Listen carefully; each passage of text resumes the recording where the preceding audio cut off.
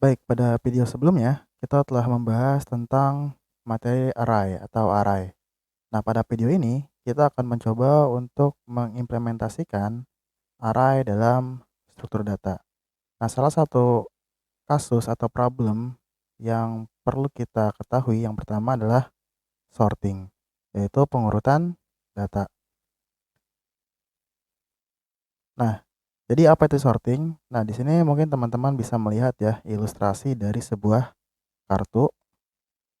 Nah, di sini sudah terurut ya bahwa angkanya mulai dari 10, kemudian Jack, Queen, King, dan As. Ini adalah urutan di dalam kartu. Nah, jadi algoritma sorting merupakan contoh yang baik untuk mempelajari desain dan analisis algoritma.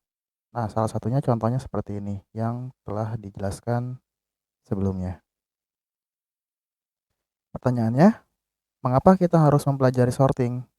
Pertama, sorting menggambarkan banyak pendekatan kreatif untuk pemecahan masalah atau problem solving. Dan pendekatan ini dapat diterapkan untuk menyelesaikan masalah lain yang serupa atau mirip dengan sorting. Yang kedua, sorting baik untuk mempraktikkan teknik pemrograman dasar seperti pernyataan selection ya, kemudian looping, method, dan array. Yang ketiga, sorting adalah contoh yang baik untuk menunjukkan kinerja dari suatu algoritma. Lalu data apa saja yang bisa disorting? Nah, di sini data yang akan diurutkan adalah bilangan bulat. Data tersebut disimpan di dalam array dan data akan diurutkan dalam urutan naik atau sebaliknya. Jadi secara ascending ya maupun yang descending. Nah, salah satu contoh yang sederhana dalam sorting adalah algoritma bubble sort atau algoritma gelembung. Nah, bubble sort ini mengurutkan array dalam beberapa fase. Jadi setiap fase akan berturut-turut menukar dengan syarat jika elemen tersebut tidak berurutan. Jadi kalau sudah berurutan tidak ditukar. Nah, berikut merupakan pseudocode dari algoritma bubble sort. Nah, di sini sorting array yang diberikan dengan bubble sort. Kemudian inputannya sebuah array. Nah, array di sini direpresentasikan sebagai A, di mana elemennya mulai dari 0 sampai dengan n-1. Nah, kenapa harus n-1? Karena kita membandingkan dua buah elemen. Kalau seandainya tidak n-1, maka elemen yang terakhir tidak akan bisa dibandingkan. Artinya dia tidak punya pasangan untuk dibandingkan. Makanya harus dikurangi atau harus min 1. Kemudian output array itu sama ya seperti inputannya, tetapi semuanya sudah tersortir atau sudah terurut dengan urutan yang menaik atau ascending. Nah, di sini pertama kita harus melakukan looping ya. Nah, looping di sini ada dua, berarti nested loop ya atau looping bersarang. Kemudian di dalam looping ini kita akan melakukan kondisi dengan menggunakan if. Kemudian jika kondisinya itu memenuhi, maka akan terjadi pertukaran. Pertukaran di sini berarti elemen array. Nah, kenapa di if A array J ditambah 1 itu lebih kecil dibanding A array J? Karena AJ ini merupakan indeks ke 0, sedangkan AJ plus 1 merupakan indeks ke 1. Begitu seterusnya. Jadi membandingkan antara elemen pertama dengan elemen selanjutnya. Nah, contohnya seperti ini. Nah, ini adalah masalahnya atau problemnya, di mana kita memiliki array dengan elemen yang tidak terurut, mulai dari indeks 0 sampai indeks kelima. Jadi total indeksnya ada 6. Kemudian array di sini adalah elemen ya. Jadi kalau teman-teman bingung array itu apa? Array itu array yang berarti adalah nilai atau elemen dari masing-masing indeks. Kemudian bagaimana caranya atau algoritmanya untuk menyelesaikan permasalahan tersebut? agar nanti setiap elemen ini akan terurut ya, baik itu menaik maupun menurun. Nah, ini adalah hasil yang kita harapkan ya, atau solusinya. Berarti nanti hasilnya harus seperti ini. 3, 5, 8, 11, 13, 20 ini sudah terurut. Berarti secara menaik ya, atau ascending. Baik, di sini kita ada contoh ya. Nah, karena di penjelasan sebelumnya pada pseudocode kita memiliki dua buah for ya, atau looping. Nah, anggaplah looping yang pertama itu variabelnya i, kemudian untuk looping yang kedua atau innernya adalah j. Dan masing-masing array kita inisialisasikan untuk i-nya 0 dan untuk j-nya 0. Nah, teman-teman bisa melihat ya bahwa di sini untuk indeks yang pertama itu adalah 0 dan j-nya sama dengan 0, dan 0 ini memiliki nilai 20. Jadi yang akan terpengaruh adalah yang j. Yang i ini hanya sebagai pengatur iterasi atau putaran, tetapi yang dihitung adalah yang j. Nah, kemudian di sini kita ada kondisi nih. Kondisinya berarti j plus 1.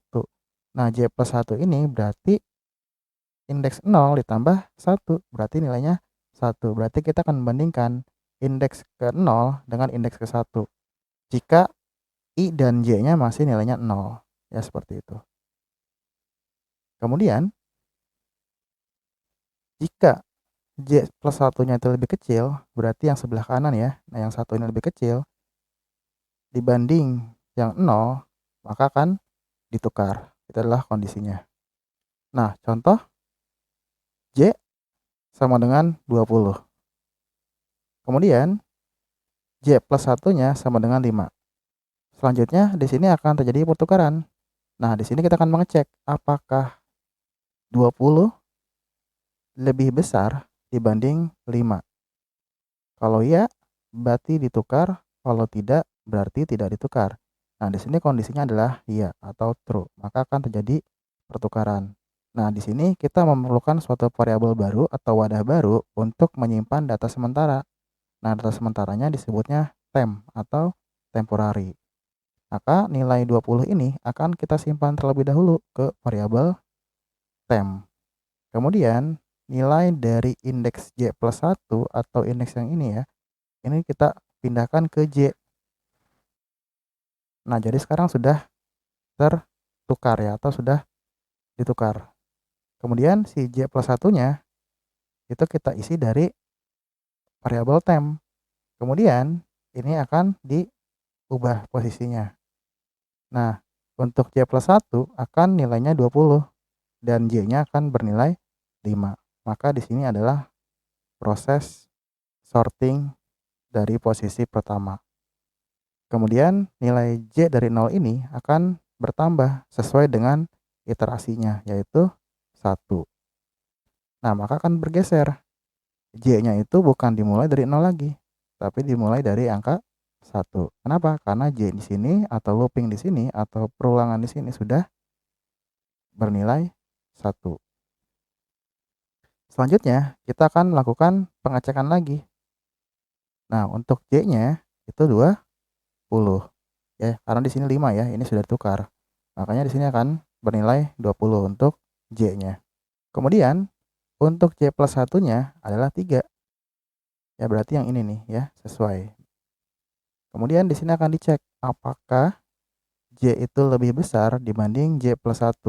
Jawabannya adalah true atau ya ya. Maka nilai j akan disimpan ke variabel temp. Lalu j plus 1 atau nilai dari elemen j plus 1 akan disimpan ke indeks ke j. Selanjutnya j plus 1 akan diisi dengan variabel dari nilai temp. Selanjutnya akan terjadi pertukaran lagi. Sehingga ini sudah terurut ya. Karena di sini kalau kita melihat dari sudut pandang manusia, 20 itu adalah nilai terbesar, tetapi kalau komputer tidak akan memandang seperti itu. Selanjutnya di sini akan bertambah lagi untuk iterasinya, yaitu 2. Nah, berarti kita akan pindah ke indeks ke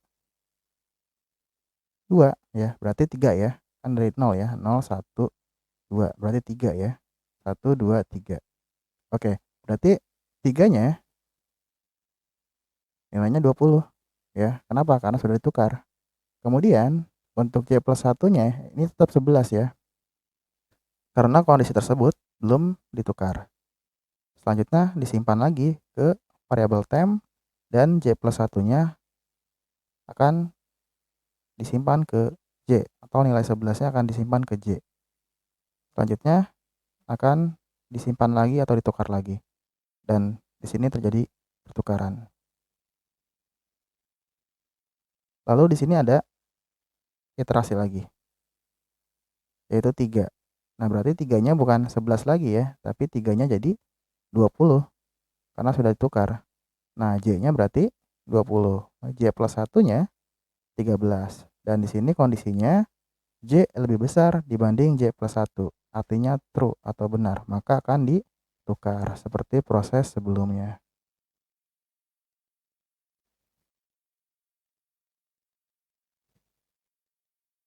Dan seperti ini. Dan sekarang adalah iterasi terakhir dari J, yaitu 4.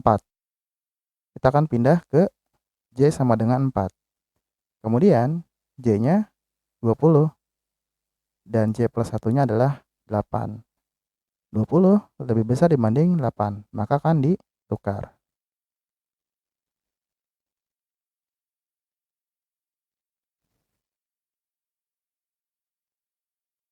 Nah, di sini sudah tidak akan terjadi iterasi di J, karena J ini sudah maksimal nilai indeksnya yaitu ke-4. Jadi inilah alasannya kenapa harus banyaknya data harus dikurang dengan -1 atau -1. Kalau seandainya ininya 5, berarti J-nya sudah di 5 ya, dan J plus 1-nya tidak memiliki elemen atau nilai. Maka tidak akan bisa dibandingkan, itulah alasannya. Baik, untuk fase pertama, ini sudah terurut, tapi belum semuanya terurut. Maka kita akan melanjutkan di fase kedua, yaitu I-nya nanti bukan 0 lagi, tapi 1. Sedangkan J-nya akan kembali lagi ke nilai 0. Nah, seperti ini ya. Ini sebelumnya dan ini yang sudah di sorting atau sudah diurutkan pada fase pertama.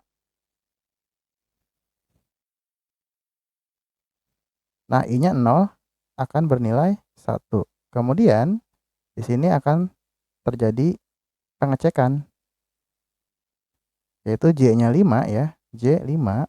Kemudian J plus 1 sama dengan 3. Nah, di sini apakah J lebih besar dibanding J plus 1? Jawabannya iya, maka true.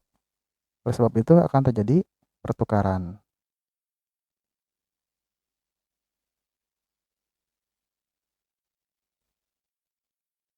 Kemudian di sini J-nya akan bernilai 1 ya, tetapi I-nya tetap 1.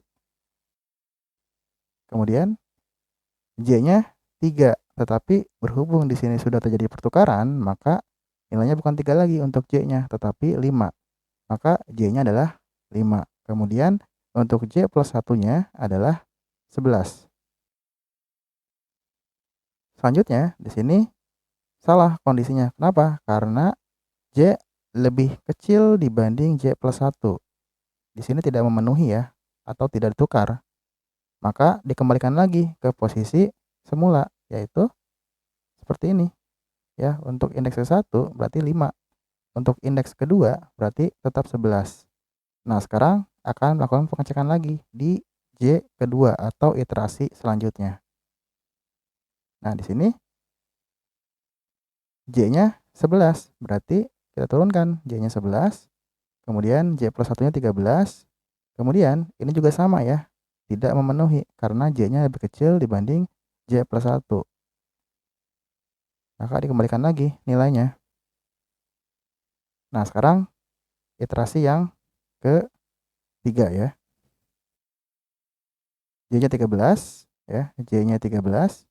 Kemudian J plus 1-nya 8. Nah, di sini baru terjadi pertukaran. Kenapa? Karena J-nya itu lebih besar dibanding J plus 1. Maka akan disimpan ke temp dan 8 akan disimpan ke J dan J plus 1 akan menyimpan nilai dari temp yaitu 13.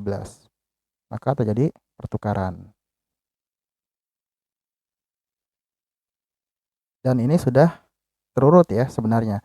Tetapi kita bisa mengeceknya lagi ya, apakah benar ini akan ditukar. Nah, yang keempat ya, atau yang terakhir. Nah, ini tidak terjadi pertukaran sebenarnya. Nah, tidak ya. Baik. Dan ini tinggal sedikit lagi ya fasenya. Berarti kita bisa melihat bahwa fase ketiga sebenarnya sudah bisa melakukan pengurutan. Jadi stepnya tidak terlalu banyak ya. Kalau seandainya nilainya seperti ini. Tetapi kalau nilainya jauh atau sangat-sangat tidak terurut, itu akan memiliki atau banyak proses gitu ya. Dan inilah salah satu kekurangan dari algoritma bubble sort. Baik, selanjutnya untuk fase ketiga, ini adalah data yang telah diurutkan dari fase kedua. Nah, di sini kita cek lagi ya, berarti I-nya bukan 1 lagi, tetapi 2, dan J-nya tetap 0.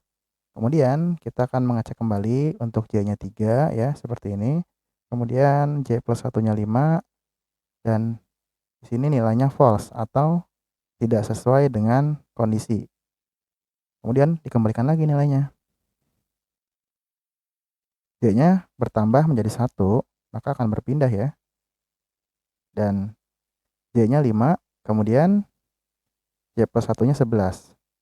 Dan ini pun sama, salah ya, atau tidak memenuhi.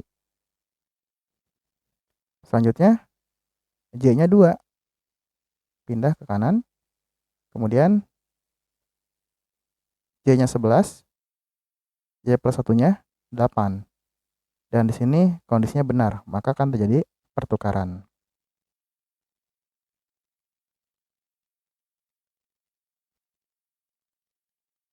Baik, dan ini sudah terurut ya.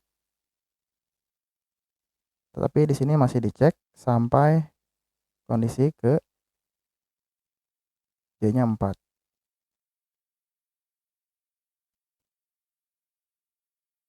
Baik, inilah hasil atau solusi yang diselesaikan oleh algoritma pengurutan bubble sort.